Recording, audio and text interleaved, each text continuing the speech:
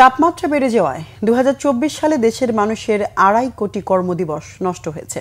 আর্থিক ক্ষতির পরিমাণ ২১,০০০ কোটি টাকা, এমন তথ্য উঠে এসেছে বিশ্বব্যাংকের গবেষণা প্রতিবেদনে।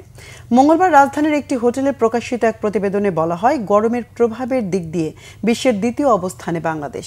গরমের তীব্রতায় শারীরিক ও মানসিক স্বাস্থ্যগত সমস্যায় ২.৫ কোটি কর্মদিবস নষ্ট হয়েছে।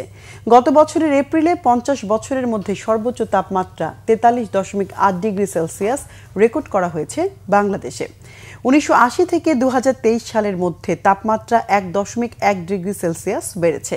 তাপমাত্রা বৃদ্ধির দিক দিয়ে ঢাকাকে বিশ্বের হটস্পট বা হট আইল্যান্ড বলে উল্লেখ করে সংস্থাটি। ঢাকার তাপমাত্রা বৃদ্ধির জন্য সরাসরি রাজুককে দায়ী করেন পরিবেশ, বন ও জলবায়ু উপদেষ্টা সৈয়দা রিজওয়ানা হাসান। তবে স্বাস্থ্য ও পরিবার কল্যাণ মন্ত্রণালয়ের বিশেষ সহকারী সাইদুর রহমান বলেন, তাপমাত্রা বৃদ্ধির জন্য ক্লাইমেট চেঞ্জ দায়ী। এই অবস্থায় যেসব দেশ কার্বন নিঃসরণ বেশি করছে তাদের জরিমানার আওতায় আনা জরুরি।